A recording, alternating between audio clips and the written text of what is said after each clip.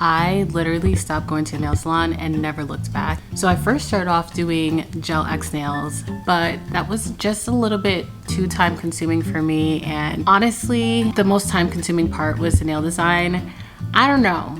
It's just, I feel like some people have it and some people don't.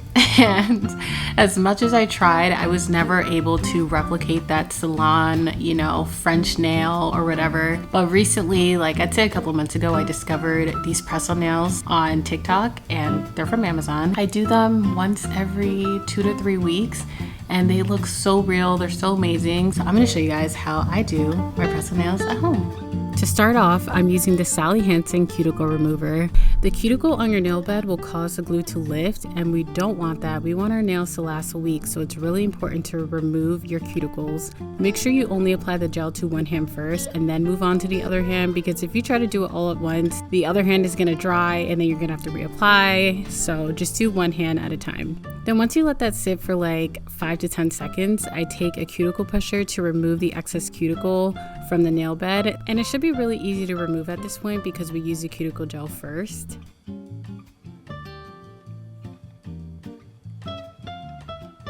Then I prepped my skin with the Neutrogena Dry Touch SPF. Then I removed the excess SPF from my nail bed with some alcohol.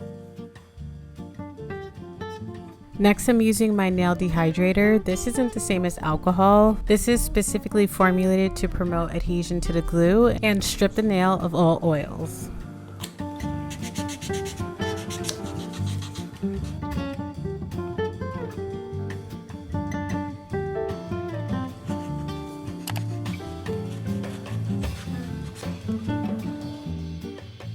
So these are the press-on nails that I use. They are the BTArt nails. They have a 3-in-1 soft gel system.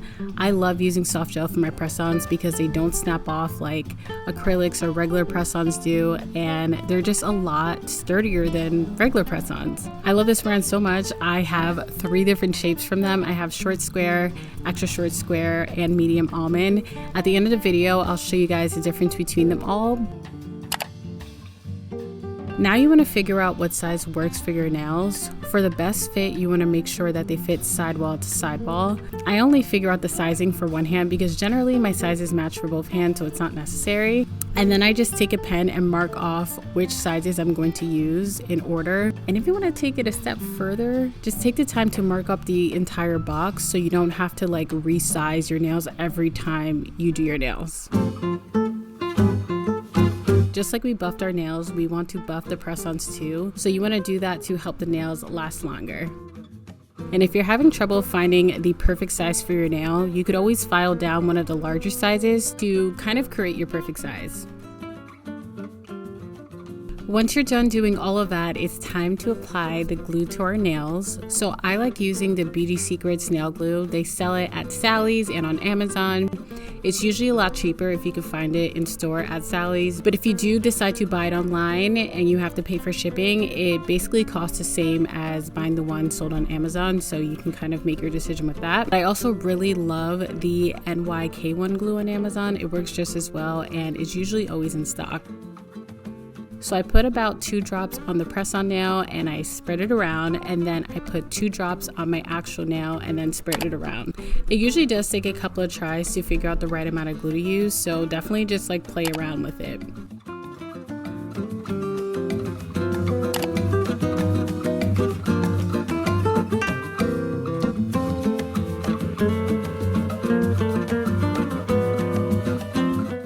Want to make sure that you are filing the top of your nail, because when you do remove it from the little press-on thing, there's going to be like a little nub up top, so you just want to file down that nub.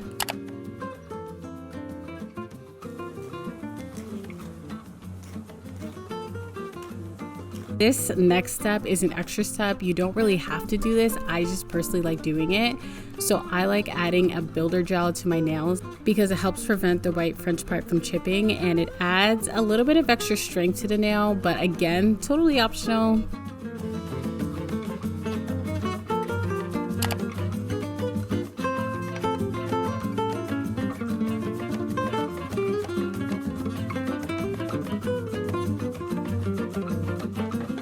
Once you're done applying the builder gel, you want to cure for 60 seconds.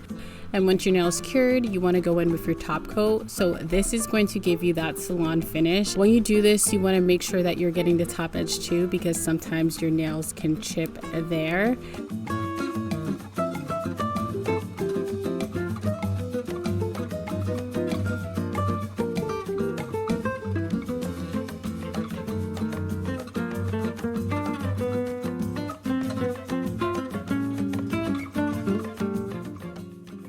I'm just applying a little bit of oil right below my nail bed. Be careful not to apply it too close because oil can remove press-ons. And as promised, here are the 3 different nail shapes and styles that I have. So I have the short square in the pink color, which you guys saw today, extra short square, and medium almond in the nude color. So the nude is actually my favorite and my go-to. It's literally the perfect color. If you want to try these nails, I would definitely suggest trying the nude first. They also have a darker nude for deeper skin tones, so I will link that along with everything else I mentioned in the description box. You see how easy that was? Like, that basically took no time at all. Like, I would not lead you guys astray. I wouldn't say no time. Okay, that is kind of leading you astray. It took some time, but you know, you did it yourself. You saved some money. So if you guys enjoy this video, definitely subscribe to my channel, and I will see you guys in my next video. Bye.